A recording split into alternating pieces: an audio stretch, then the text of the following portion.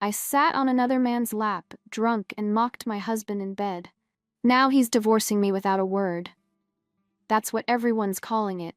Like I'm some kind of monster who planned this whole thing. Like I woke up that morning thinking, today I'm gonna destroy my marriage for fun. But nobody wants to hear about what I was actually going through. What pushed me to that breaking point, where I just needed to feel something other than the crushing weight of watching my dad waste away. Jordan and I had been together since college, married for 2 years now. He's always been this steady, reliable guy. The kind who remembers to take out the trash without being asked and actually listens when I talk about my day. Most of the time, I loved that about him. But when my dad got diagnosed with stage 4 pancreatic cancer 6 months ago, Jordan's gentle supportiveness started feeling suffocating instead of comforting. He'd ask how I was doing with this careful, therapeutic voice that made me want to scream. He'd suggest I talk to someone, maybe take some time off work, like there was some magic solution that would make watching your father die easier to handle. The worst part was how patient he was being. When I snapped at him for loading the dishwasher wrong, he'd just nod and reload it quietly. When I couldn't sleep and kept him awake tossing and turning, he'd rub my back without complaining. When I stopped cooking dinner or doing laundry or basically functioning like a normal wife, he picked up the slack without a word. It should have made me grateful, but instead, it made me feel like he was treating me like a broken thing that needed to be handled carefully. My dad had always been larger than life.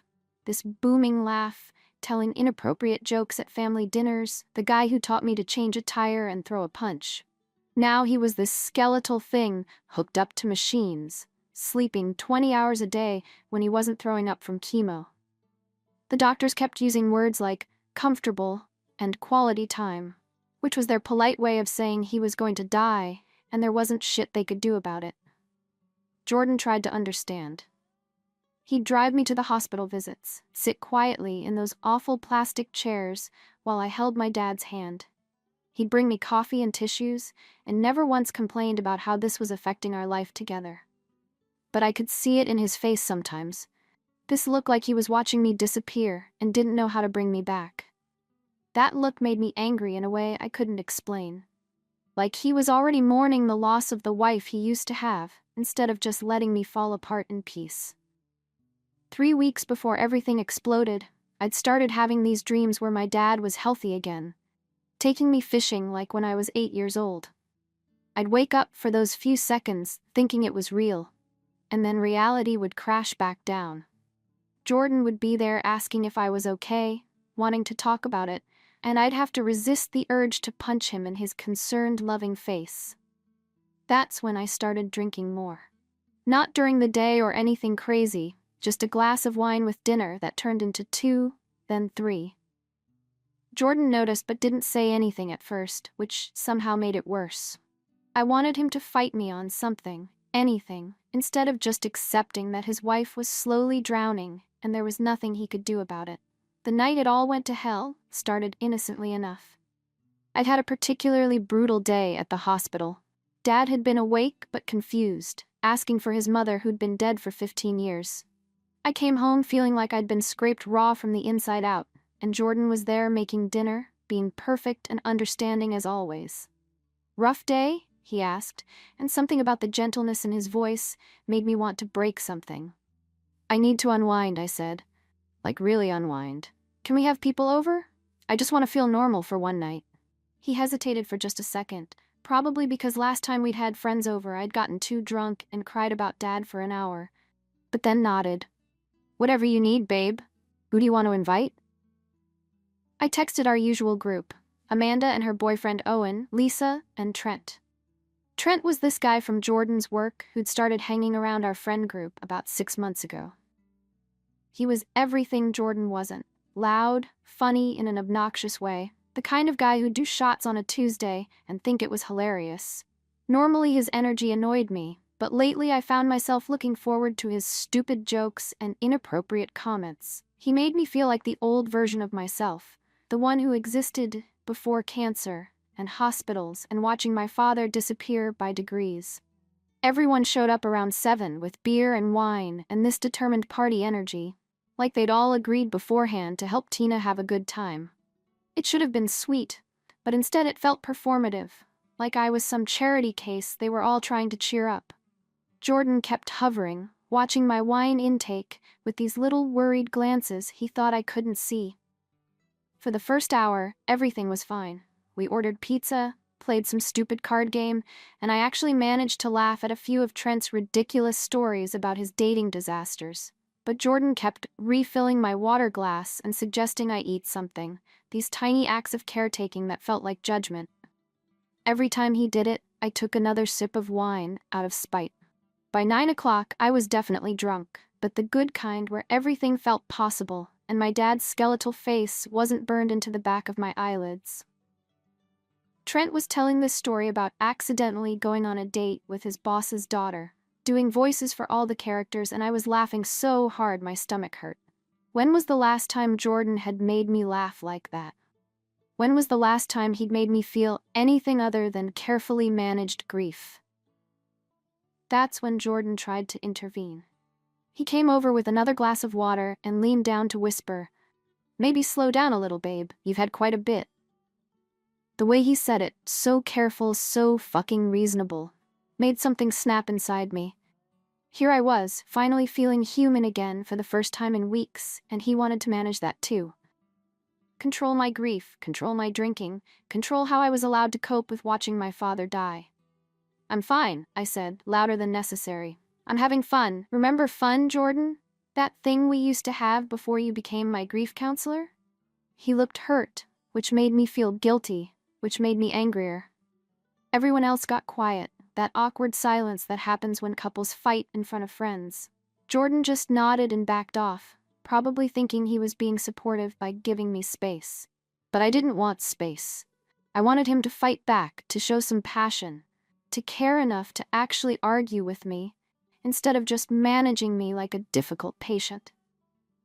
So I kept drinking, and the angrier I got at Jordan's saint-like patience, the more I found myself gravitating toward Trent's chaotic energy. He wasn't trying to take care of me or fix me or handle me with kid gloves. He was just treating me like a normal person who could make her own decisions about how much wine to drink. The breaking point came around 10:30. I was telling everyone about my dad's diagnosis, but instead of the careful, sanitized version I usually shared, I was getting into the real details. How he'd shit himself in front of me last week. How the morphine made him hallucinate that there were children in his room. How I sometimes wished he'd just die already so I could stop watching him suffer. Jordan kept trying to catch my eye, probably wanting to redirect the conversation to something less heavy. But for once I didn't want to protect everyone else from my reality. I wanted them to understand how fucking awful this was, how it felt to watch the strongest man you'd ever known reduced to a confused, pain-racked shell. "Tina," Jordan said gently, maybe we should..." "Maybe we should what?" I interrupted. "Talk about something else? Pretend everything's fine?" "God, Jordan, sometimes I just want you to let me feel things without trying to fix them." I got up to get another drink, stumbling slightly, and that's when I saw the look that passed between Jordan and Amanda. This knowing, concerned glance, like they were the parents, and I was the out-of-control teenager. Like they needed to handle me. That look sent me over the edge. I was so tired of being handled, so tired of being treated like I was broken. When I walked back toward the group with my refilled wine glass, Jordan opened his arms like he wanted to give me a hug, probably some gesture to de-escalate the tension I was creating. But I didn't want his careful, therapeutic hugs. I walked right past him and plopped down on Trent's lap instead. He seemed surprised but didn't push me away, probably too shocked to react quickly. And suddenly I was exactly where I wanted to be, with someone who wasn't trying to manage my emotions or monitor my alcohol intake, or treat me like a grief-stricken invalid. "You know what's really fucked up?" I said, settling more comfortably against Trent's chest. I could feel Jordan's eyes on me, but I didn't look at him. "My dad is dying, and all I want is for my husband to fuck me hard enough to make me forget about it for 5 minutes. But Jordan's idea of passionate sex is asking if I'm comfortable 3 times and making sure we're both emotionally present for the experience. The room went dead silent. I could feel Trent tense up beneath me, probably realizing this was heading somewhere he didn't want to be involved in. But I was past caring about anyone else's comfort. For months I'd been swallowing my frustration and grief and anger, being the good wife who appreciated her husband's support. Now it was all pouring out, and I couldn't stop it. I mean, I'm dealing with death and mortality and the complete meaninglessness of existence, I continued, my voice getting louder. And Jordan thinks what I need is gentle lovemaking and constant check-ins about my feelings. Sometimes I just want to be fucked like I matter, you know? Like I'm still a woman instead of just a sad case he has to handle carefully. I could see Jordan out of the corner of my eye. He'd gone completely still, his face pale. Good. Maybe now he'd show some actual emotion instead of just therapeutic concern. Tina, Lisa said carefully, maybe. Maybe what? Maybe I should shut up and be grateful that my husband treats me like a porcelain doll? Maybe I should pretend that having the most boring sex life in America is fine because at least he's being supportive about my dad dying? I was spiraling and I knew it, but it felt good to finally say these things out loud. For months I'd been choking on my own frustration, trying to be the grateful wife who appreciated Jordan's steadiness. But his steadiness was suffocating me. His patience was making me crazy. His gentle understanding was everything I didn't need. You want to know the really sick part? I said, looking directly at Jordan for the first time since I'd sat down on Trent's lap. Sometimes I think my dying father would give me a better time in bed than my own husband. At least Dad had passion. At least when he was alive, really alive, he knew how to make a woman feel desired instead of managed. The words hung in the air like a toxic cloud. I knew immediately that I'd crossed a line that couldn't be uncrossed, said something so awful that there was no taking it back. Jordan's face went through this progression of emotions: shock, hurt, disgust, and finally something that looked like recognition. Like he was seeing me clearly for the first time. He stood up slowly, looked at me sitting there on another man's lap, and just walked out. No yelling, no dramatic confrontation, no fighting back. Just this quiet, devastating exit that somehow hurt worse than if he'd screamed at me. Everyone else started making awkward excuses to leave. Trent practically dumped me off his lap in his hurry to get away from the situation. Within 10 minutes, I was alone in our living room, drunk and suddenly understanding that I'd just blown up my marriage for no reason other than I was angry at Jordan for not being someone else. I tried texting him, called him about 15 times, left rambling voicemails that started with apologies and somehow turned into justifications for why I'd said what I said. When he didn't respond, I got angry again.